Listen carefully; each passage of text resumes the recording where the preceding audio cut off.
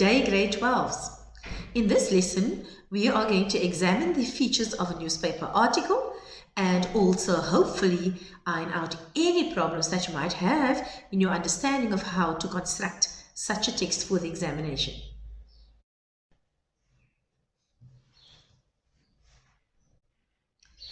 Just as a matter of interest, we're going to examine the difference between your tabloid and broadsheet newspapers. So what is a broadsheet newspaper? A broadsheet newspaper is something like your Cape Argus and Sunday Times, and a tabloid newspaper is, for example, something like your Daily Voice. Both of these are, at least two of these, your Cape Argus and your Daily Voice, are publications that are sold daily on the streets of South Africa, whereas your Sunday Times is only sold on a Sunday, as the name would suggest. A broadsheet newspaper is made up of more facts than emotion, whereas in a tabloid newspaper, the writer will have a combination of facts and emotions. The broadsheet newspaper will also the writer will use longer sentences as well as more complex or sophisticated vocabulary, whereas the writer of the tabloid newspaper will use shorter sentences and less complex vocabulary. The broadsheet newspaper is also divided into clearer sections. On the front page, we'll have the lead article, and for example, if that article has not been completed on the first page, then it will be continued on page 3, for example.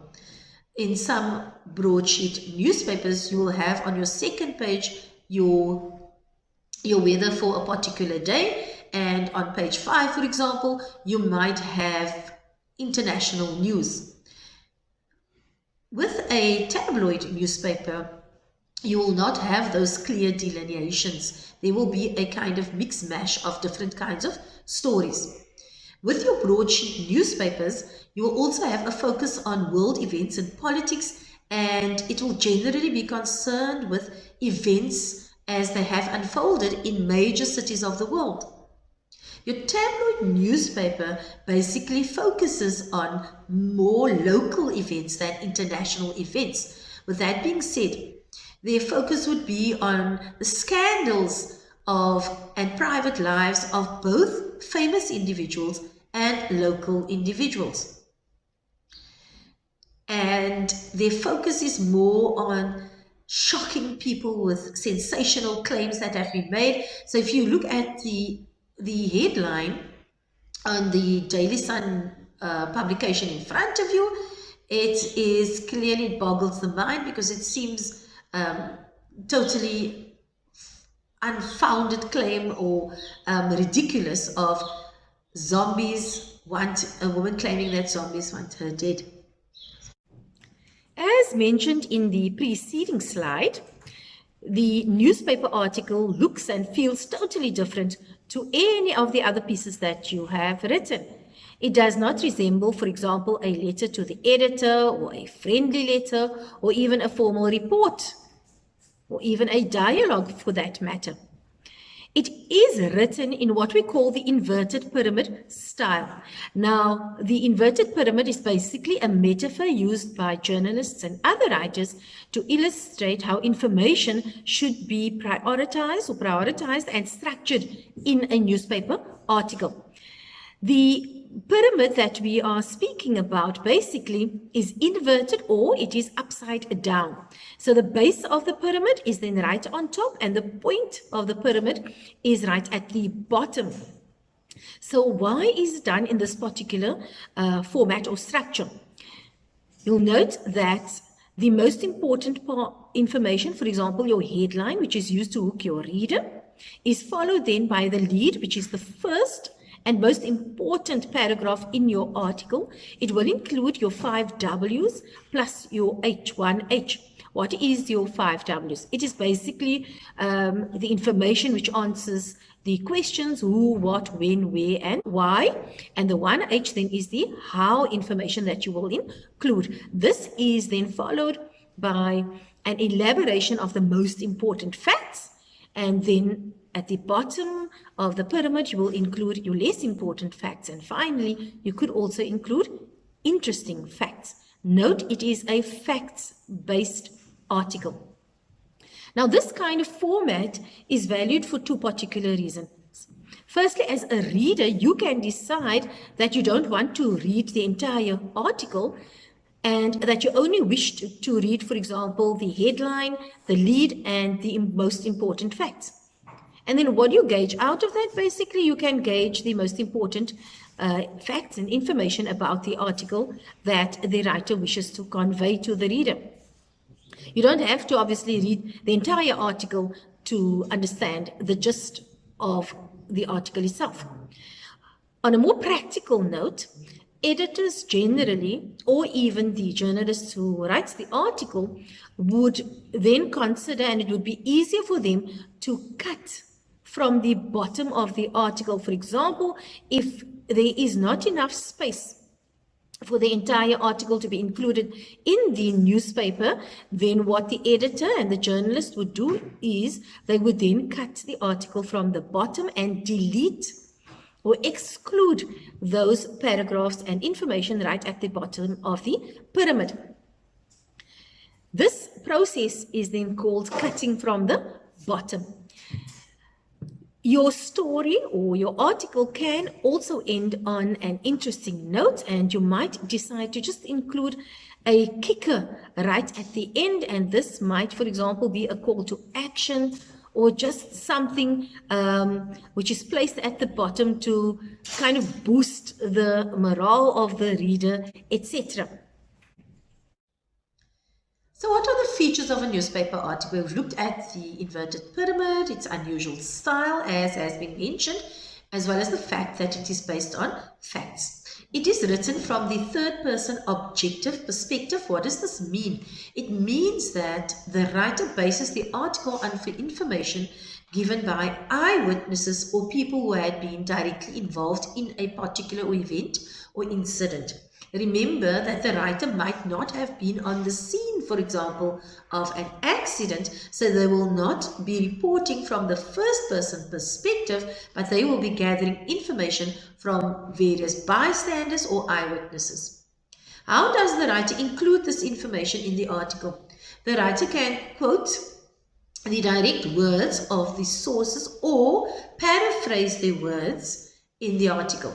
Here is an example. You can introduce words, your direct words of your interviewees by using the following introductory clauses. A source confirmed that, or according to an eyewitnesses. So these are the kinds of clauses that are used generally in newspaper articles to cite various sources and to indicate that you are now going to refer to information that has been given to you by a particular source.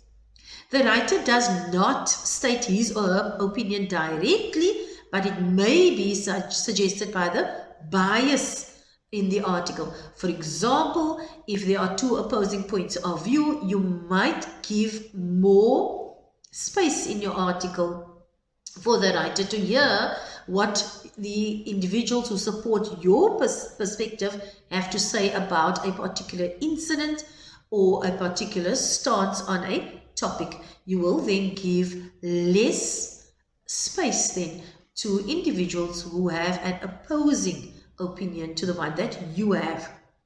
Your first paragraph is called the lead because it contains the key facts on which the article is going to be based, and as you can see, the word lead suggests that it is the start of something and that it leads you into the rest of the article itself.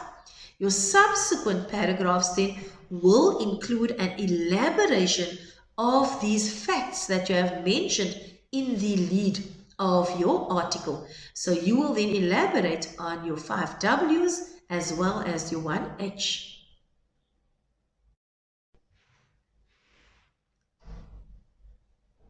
Let's start with our headline of our article.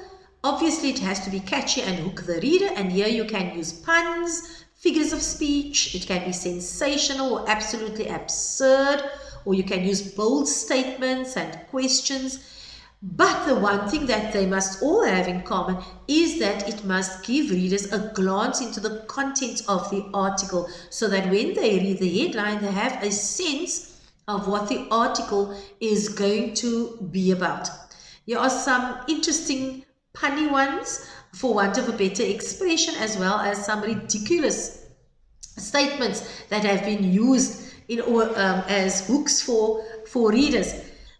Here's a nice little pun about a toilet wall that spills onto the N2, and I think that was about toilet waste that had spilled into homes, etc.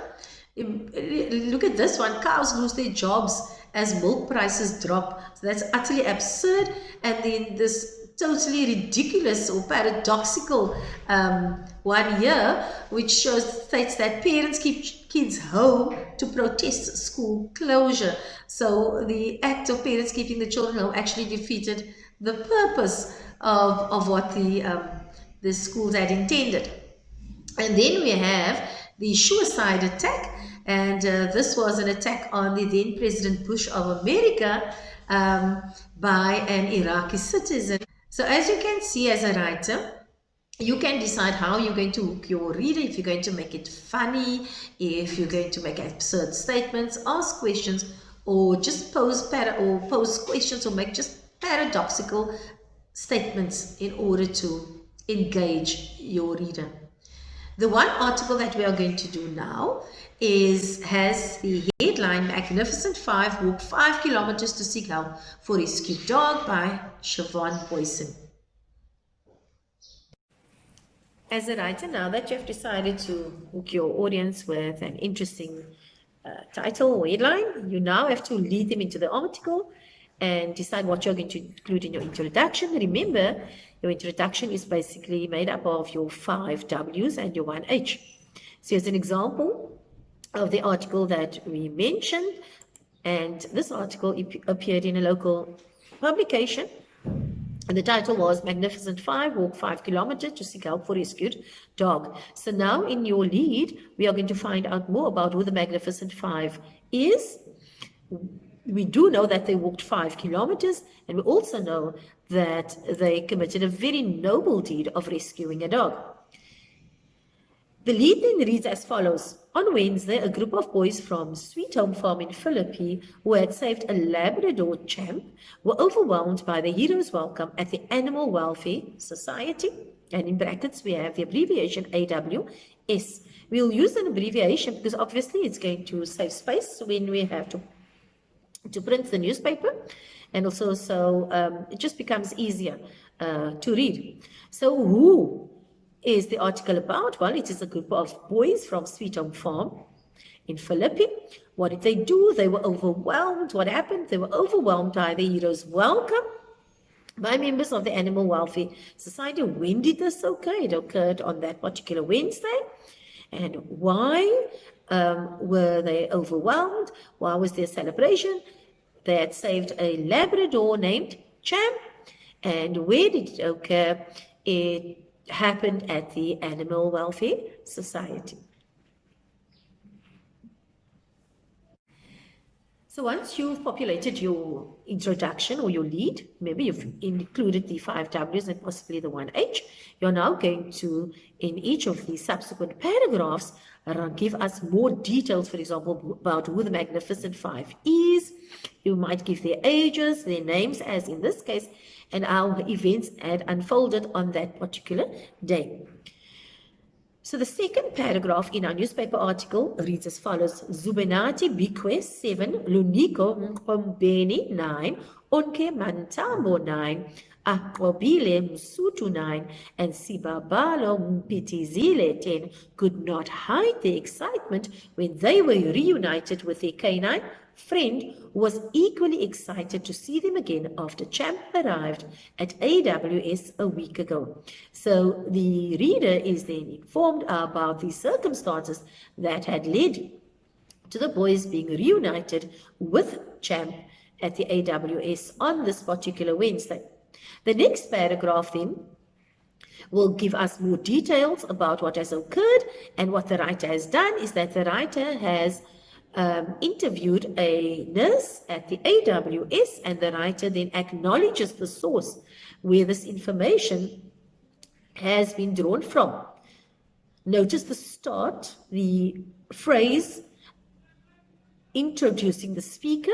According to Jacques Leroux, a nurse at the AWS, the boys rescued a timid champ after finding the canine lying in bushes last week and hatched the plan using a belt as a makeshift collar and lead, and made sure to get the dog 5 kilometers to the AWS for medical assistance. What I want you to take note of, grade 12, is the following. You introduce your source by using phrases like according to, or if you're going to use direct speech, you're going to say the individual said or remarked or commented. So those will be the reporting phrases or clauses that you're going to use to indicate that you're now going to cite information from various individuals who are related to events on which you are reporting. In our fourth paragraph, we're now going to report on less important facts. And as stated, these facts are just additional things which occurred at that particular event. The main event was the fact that the boys had been reunited with Champ. On Wednesday, the boys received certificates of bravery, and retail giants Spar and Pick n Pay pitched in with donations, so the boys and their mothers were able to go shopping for clothing and food. You now have come to the final paragraph of your newspaper article, and we know that this paragraph must be populated with interesting facts, simply because there is always the possibility that the editor might decide to snip this article or this particular paragraph if there is not space to publish the entire paragraph and to fit it onto a particular page. So here goes. AWS Dr. John McMullen said, when Champ came in, he was very dejected, hungry, and very lethargic. The group had walked about 5 kilometers with Champ, and the story is just incredible. Champ is like a whole new dog. He can't stop wagging his tail, which is a sign of happiness, he said. So the writer then ends the article on a positive note, and he uses or cites the direct words of the doctor who has probably attended to the dogs. So please note the conventions that we normally use in grammar for including direct speech in quotation marks, etc. These conventions must be applied. So when we cite the words of a person, remember, it makes the article just come alive and gives the people involved a particular voice, and you can also kind of gauge their personality based on the information that has been given. On the screen in front of you, you have an inverted pyramid, and you have a kind of indication of how this article and the paragraphs that we have just gone through, how it will appear in a particular newspaper article. So we use the inverted pyramid style. I use our headline as being right on top. Then we move into the lead. We move on to the most important facts. We then include the less important facts. And finally, in our final paragraph, we mention interesting fact. That then brings us to the conclusion of the newspaper article.